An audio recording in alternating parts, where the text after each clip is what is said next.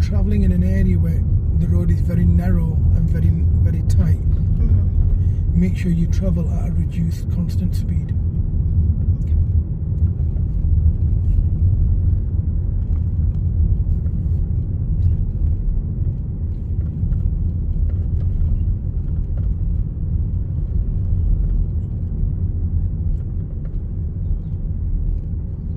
On your driving test, this is one of the routes that you could take.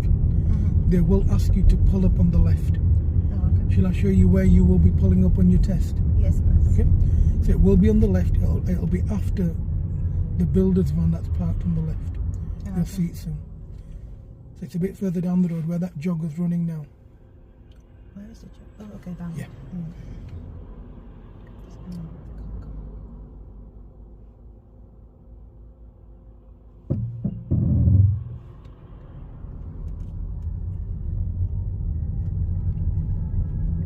So when you see the builder's van that's parked on the left, immediately after him we can park anywhere on the left.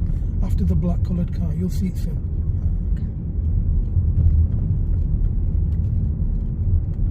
So now find a safe place to pull up on the left.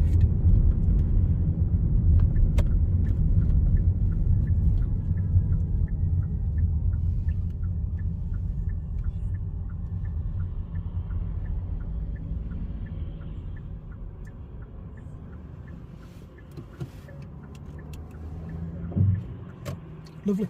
So this is one place that they could pull you up on your driving test, to pull up on the left. The second could be a pull up on the right. It'd be done somewhere here between where the blue car is and if you look in your right door mirror where the van is. So they could ask you to do a park up on the right on this road, but usually it's a pull up on the left. You then follow. Now can we see that car coming through the junction there? Yeah. That would end up failing a driving test. Oh, because the signals. Because he's turning into the road. So he's turned right to come into this road while that traffic light was green. That means he's gone through a red light. Or he didn't clear the junction quick enough. So it's important that the speed that you travel at is appropriate for the environment and the road condition that you're in. That means what he's done, and it's a fault most people have, he's come along Kirkstall Road, he's turned right into this road. So he's gone into the middle of the junction, into the centre box. The traffic light was in front of him. The traffic light's gone red. He's assuming that traffic light is for him. So he stopped there. The driving instructor has then prompted him to get off the junction, to clear the junction.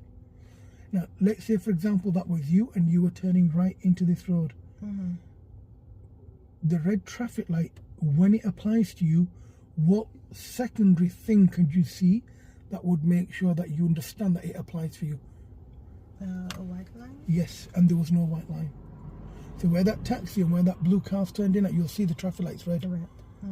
And you'll see that they're travelling, because it's impossible from this side for you to turn right while there's a vehicle on the opposite side turning in. You'd crash.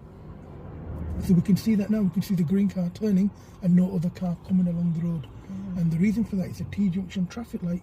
If our light is green, theirs, as in left and right, is closed. It means it's red.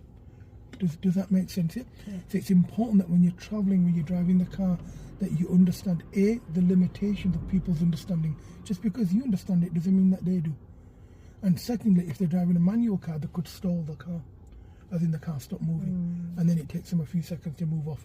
If there is a car in that junction when you are turning right, you must keep it clear. You must let him complete his turn, even if your light is green. Yeah? Does that make sense? Do you understand how that works now? Yeah. Okay, so what we need to do now is we're now going to go to the end of the road and we are turning right. Okay. When we turn right, we're going to continue following that road until we get to a roundabout. At the roundabout, we're turning right. Third exit, it's a signal control roundabout.